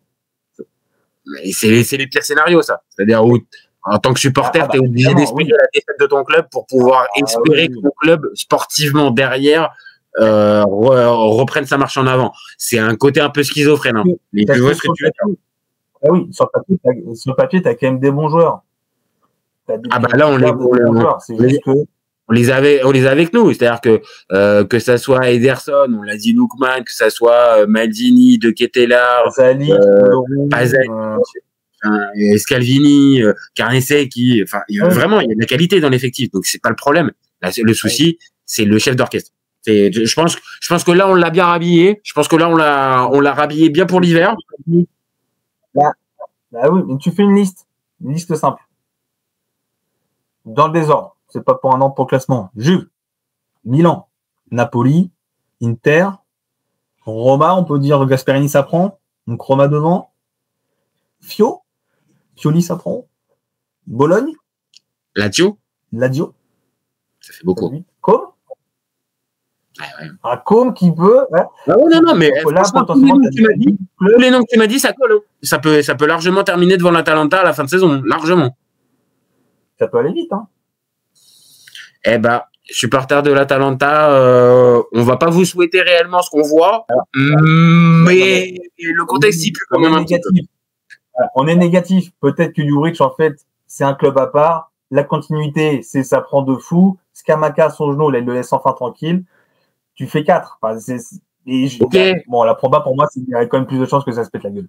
Là, c'est pas ça, mais c'est que là, dans ta prévision, il y a quand même vachement de planètes qui s'alignent. Alors après, moi, je sais pas, je suis pas physicien, astronomiste, tout ce que tu veux. Mais moi, je vois juste que là, ça fait quand même beaucoup de si et beaucoup de planètes à s'aligner. Moi, je reste sur l'idée qu'on a depuis le départ. C'est un mauvais choix, Juric. La transition, elle a pas été super bien gérée. L'été, il a pas été bien géré et l'effectif, pour moi, il a tout pour se casser la gueule. Alors après, moi, je les vois pas descendre en série B. Je les vois pas non plus finir 13 ou 14e. Mais le fameux scénario que tu as décrit, avec quand même toutes les équipes sur le papier plus fortes que l'Atalanta qui finissent devant l'Atalanta en fin de saison, c'est pas non plus une cote complètement dingue. Donc moi, je vais dans ton sens. Je mets la petite astérix. Tac, tac, tac. En bas, on regarde. Juric saute à la 6e journée, l'Atalanta finit européen. Ok, écoute, c'est bien, tu l'as noté, c'est bien, c'est parfait. On l'a enregistré, je pense qu'on peut pas mieux faire. Bon, allez, je te propose le dernier débat de notre petit foutoir. Alors, ça va être Lucas Chevalier. Peut-il prendre la place de Mike Maignan? Et on pose la question, est-ce que le transfert au PSG peut changer la hiérarchie chez les Bleus? Est-ce que toi, tu crois à ça? Ou là, pour le coup, tu te dis non, c'est complètement improbable. Mike, il est bien fixé. J'ai milité en interne pour que ce soit ça, mais il ne deviendra pas titulaire pour moi pour la Coupe du Monde. Une bonne raison. Ah, vas-y, donne-moi ça. Didier Deschamps. Dans l'esprit de débat. Merci pour ce débat, Paul. Franchement, mais je suis assez d'accord. En fait, à partir du moment où tu as dit c'est le choix de Didier Deschamps, je pense qu'on peut s'arrêter là. Pour moi, dans l'esprit de Deschamps, c'est impossible. Il n'est même pas envisagé. C'est pas envisagé du tout. Maignan, en tout cas, pour l'instant, il a toujours été bon avec les Bleus. En plus, il a toujours répondu présent, toujours fait des parades décisives dans des matchs chauds. Match contre l'Espagne. Ouais, mais tu prends la marée contre l'Espagne. Ouais, mais tu prends une marée. Il sauve pas le navire. Mais je suis d'accord avec toi. Je suis d'accord avec toi dans l'ensemble. Maignan, il a des références solides en équipe de France. Je suis d'accord. Après, Maignan, tout dépend des blessures. Merci. Alors, merci. Tu vois, j'ai été surpris. Oh, moi aussi. Maignan, sur les 2 dernières saisons, je fais la même. Il rate que 11 matchs. Ouais, mais je suis d'accord. Non, mais le pire, c'est même la saison dernière. J'étais persuadé d'avoir vu Sportiello, mais des dizaines de fois. Et au final, bah non, en fait, j'ai juste halluciné parce qu'en fait, il a loupé. Ouais, t'as dit 11 matchs sur les 2 dernières semaines. 11 matchs avec Milan, 1 avec les Bleus. Bon. Donc là, la fameuse excuse que j'allais te sortir avec ouais, mais Mike, les saisons complètes, c'est compliqué tout ça. Bon, là, il sort de 2 saisons plutôt pleines. Bah, c'est ça. Et alors après, il y a la saison dernière, sur le terrain, il n'est pas ouf. Ah non. Il n'est pas aussi bon que les saisons précédentes. Ah non, très clairement. Il arrive à avoir là, avec une tactique basée sur la défense, un coach avec des convictions, peut-être qu'il va sortir du bois et redevenir, voilà, un mur. Parce qu'il fait toujours sa parade hebdomadaire. Hein. Moi, c'est la parade de Mike, elle est toujours là. Ah non, alors ça, par contre, et t'as raison, tu rigoles dessus, mais t'as raison, faut aussi le préciser. Maignan, on le voit, que ce soit en équipe de France quand il est aligné, on le voit bien, le niveau de performance, il n'y a pas de, on va dire, comment dire, il n'y a pas de saute de niveau de performance énorme. Alors oui, il y a des périodes comme n'importe quel joueur et n'importe quel gardien où tu es meilleur que d'autres. Par contre, moi, si je pose cette question-là, en fait, sur Maignan, c'est que est-ce que ce transfert de Chevalier au PSG, ça met pas, on va dire, une autre lumière sur Chevalier. Et donc, quand ça met une autre lumière, est-ce qu'on va pas voir aussi Chevalier maintenant un peu comme d'égal à égal avec Maignan dans les jeux de Deschamps? En fait, avant la Coupe du Monde, donc sous Deschamps, je pense pas. Je pense post-Coupe du Monde avec Zizou normalement, oui, je pense que tu repars sur un vrai pied d'égalité. Un truc où c'est... Ouais. Je pense. Bah, selon les pertes de Chevalier, évidemment, avec le PSG. Hein. Ça dépend aussi de ça. Mais là où il est attendu. À performance égale, toi, tu sembles dire, et je suis pas très très loin d'aller dans ton sens aussi. En gros, vu la gestion de Didier Deschamps et le timing qu'il peut y avoir avant ce début de Coupe du Monde et le niveau de performance d'un Maignan qui est pas non plus déclinant, bon, il y a tout pour que Chevalier il passe le mondial sur le banc, quoi. Si je comprends bien. Ouais, c'est ça. Pour moi, c'est ça. Après, tu vois pas. Pour moi, il y a pas de monde. Après. Ouais, vas-y. Non, c'est juste que même s'il a déjà fait avec Lille l'an dernier, où il a attendu énorme, la pression elle est sur Chevalier aujourd'hui. Parce que lui, il a attendu avec le PSG. Surtout, en Ligue 1, il n'a pas touché un ballon encore. Mais en Ligue des Champions, il a attendu. Et c'est là, il va falloir prouver, si tu passes derrière un Donnarumma qui a fait une campagne européenne, en tout cas de la phase finale monstrueuse. C'est là où il y a la pression qui va être sur lui. Et on va voir si, alors après, peut-être que je me trompe, mais sur les 2 tirs ou 3 tirs que tu auras à concéder, bah, si tu réponds présent ou si tu vas comme Donnarumma contre l'Atlético Madrid, tu vas le chercher au fond des filets. C'est ça. Maintenant, c'est là aussi il va être attendu. Je vois ce que tu veux dire et c'est aussi on va dire un peu une vraie interrogation au niveau de Chevalier parce que on a pu voir des choses, on a pu remarquer que le gars passe, on va dire, valide toutes les étapes de la progression classique du gardien. Maintenant, on arrive au dernier cut, en fait. C'est-à-dire, tu arrives au dernier étage. Comment tu arrives à mettre le titulaire sur le banc? Là, de ce que tu me décris, et je suis assez d'accord, il n'y a pas d'argument, en fait. Hormis d'un transfert, mais un transfert dans l'esprit de Deschamps, ça semble pas être le déclic pour faire basculer la hiérarchie pour toi. Pour moi, il y a 2 choses qui peuvent faire basculer la hiérarchie. Ouais. C'est une blessure de Maignan. Un moment où tu as un rassemblement avec 2 matchs et que Chevalier sort de performances monstrueuses. Et là, l'autre, il peut douter, forcément, hein, si tu réponds présent. Et alors, il y en a une, mais sauf qu'elle elle est tuée direct parce qu'il a déjà prouvé que non, Maignan. Mais tu as un petit comparatif Mandanda-Lloris, où c'est Mandanda au début qui reprend le flambeau. Ouais. Et sauf qu'il a, alors moi, de mémoire, il perd sa place parce qu'il n'a pas une assurance chez les Bleus. Alors qu'à l'OM, il n'y a rien à dire en club. Et chez les Bleus, pour moi, il n'a jamais eu une assurance monstrueuse, Mandanda. Tu n'as jamais été aussi serein qu'à Marseille. Ah non, on n'a jamais vu le Steve Mandanda, on va dire, meilleure période de l'OM. On l'a jamais revu avec le maillot de l'équipe de France. Donc, il y a... Et donc, c'était pour moi une possibilité où tu pouvais avoir le petit changement, sauf que le problème, c'est que Maignan en bleu, il y a une petite assurance quand même. Il a prouvé Ah oui, c'est ça. C'est-à-dire que il y a plusieurs éléments qui vont dans ce sens. L'Euro 2024 va dans ce sens. C'est-à-dire que il incarne le poste. C'est un leader. C'est un mec respecté qui fait aussi, là pour le coup, ça c'est un avis perso, mais qui fait aussi peur à l'attaquant adverse quand il arrive en face à face. Il a ce côté aussi, on va dire un peu charismatique. C'est pas forcément une grande gueule, mais un mec charismatique que n'avait pas toute cette panoplie là, n'avait pas Steve Mandanda. Alors oui, bien sûr, on va dire le fait d'avoir Chevalier qui pousse derrière, bah ça peut peut-être aussi à certains moments on va dire te rajouter une pression supplémentaire et te faire faire des erreurs. Maintenant, j'ai pas ce sentiment-là pour Maignan. J'ai pas l'impression, tu vois, que la concurrence de Chevalier derrière, il a le souffle dans le dos et ça commence à le faire paniquer. Maintenant, attention à une chose. Alors, bien sûr, tu as raison. Comment il s'appelle? Deschamps, il n'est pas forcément soumis à l'opinion et à la pression médiatique. Maintenant, si tu as un Chevalier qui est au PSG, qui est déterminant, qui est bon et que le PSG va loin, attention quand même.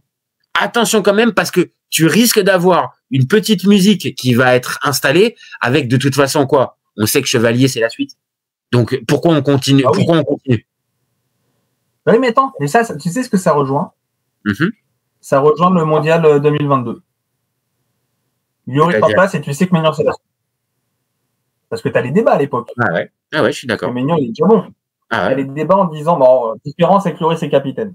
Où tu te dis qu'il est indéboulonnable, ton capitaine, tu ne sens pas. Attends, oui, mais attends. C'est un peu pareil. Maignan, il est blessé. Il est pas blessé pendant le mondial? Ah, au final, il est blessé. Ah oui, mais au final, il est blessé. Oui, mais je te parle les mois qui précèdent le mondial où tu as cette. Oui, parce qu'il y avait cette question-là, même qui se posait, même sur les pénaltys et tout ça. On disait, ah ouais, mais peut-être que c'est le moment d'installer Maignan. T'as raison. Mais pour la Coupe du Monde, il n'est pas là, Maignan. Il n'est pas là. Oui. Non, mais non, pour moi, ça rejoint un peu ça. En fait, le mondial, il arrive trop vite pour changer. Ouais, trop vite. Ouais. Il n'a qu'une saison. Il n'aura qu'une saison. Et à moins que Maignan, ça soit cataclysmique avec Milan et qu'il soit mis sur le banc, fin de contrat, mais juste pour une seconde, vu le niveau qu'il a. Pour moi, c'est pas possible. T'es trop lancé dans le cycle pour changer un mec qui s'est imposé vraiment sur le terrain. Et je pense dans le poids de vestiaire aussi, qui est important et tout. Pour moi, c'est pas Deschamps, c'est pas Deschamps. Donc